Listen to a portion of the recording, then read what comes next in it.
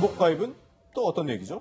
네, 중복가입, 보험사 중복가입 얘기입니다. 예. 최근에 민식이법이 시행이 되었죠. 네네. 즉 어린이 보호구역 내에서 운전자 보호 부주의로 어린이가 다쳤을 때 운전자에 대한 처벌이 크게 강화가 되었습니다. 네네. 이 때문에 운전하시는 분들 사이에서는요, 내가 의도치 않게 사고가 발생했는데 네네. 이에 대한 처벌이 너무 무거울 수도 있지 않겠냐는 우려가 좀 나오고 있어요. 예. 이를 이용해서요, 이미 보험에 가입된 사람들이 불안한 마음에 다른 보험에 중복해서 가입하는 현상을 의미를 하는 겁니다. 예. 그런데 사실은 이렇게 두 개 보험을 중복해서 가입해도 중복해서 보상이 나오진 않거든요. 따라서 보험료를 낭비하는 일이 없도록 좀 주의가 요구가 됩니다. 네, 잘 살펴봐야 될 것 같은데 어쨌든 민식이법 시행으로 가장 특수를 누리고 있는 곳은 보험사인 셈이네요.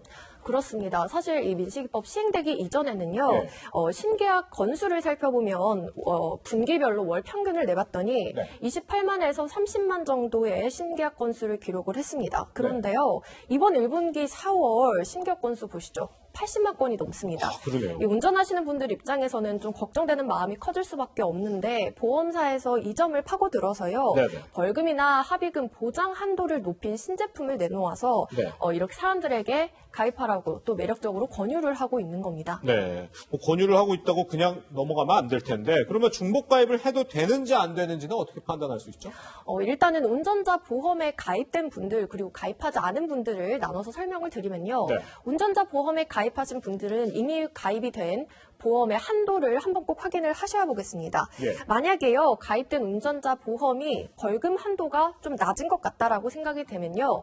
특약을 또 추가로 하셔서요. 한도를 늘리는 것이 사실은 가성비가 또 중요하잖아요. 예. 가성비적인 측면에서 아주 좀 좋은 방법이 되겠고요. 네네. 사실은 기존에 있던 계약을 해지할 경우에는 그 과정에서 손실이 또 발생할 수가 있어요. 따라서 예. 기존에 가입된 보험의 벌금 한도를 꼼꼼하게 살펴보시고 네. 특약이 가입될 수 있는지 역시나 보험사마다 다르기 때문에 네네. 그 가입할 수 있는지에 대해서도 확인하시는 것이 좋겠습니다. 예. 만약에 네네. 가입을 아직 안 하신 분들의 경우에는요. 어차피 운전자 보험을 여러 개를 가입해도 이미 말씀을 드렸지만 중복해서 또 보상이 되지 않습니다. 네. 실제로 들어가는 비용만 좀 비례해서 보상이 되기 때문에요. 네. 가장 똘똘한 상품 딱 한 가지만 제대로 가입을 하시는 것이 가장 좋겠습니다. 네. 근데 이제 보험 가입할 때 이런저런 서류들 많아가지고 다 읽어봐도 너무 방대해서 다 읽기도 어려운 게 사실인데 그렇죠. 아무리 좋은 보험에 가입했다고 해도 절대 보험을 받을 수 없는 그런 경우도 있다면서요. 그렇죠. 사실 자동차 보험의 경우에는요, 이 사고가 나서 피해자가 숨지거나 다치는 경우에요, 발생하는 비용적인 손해를 담당합니다. 네. 예를 들면요, 벌금이라든지 네. 또 이제 형사적인 부분에서 합의금이 발생할 수 있잖아요. 예. 그 부분에 대한 비용적인 손해를 보장하기 때문에 네.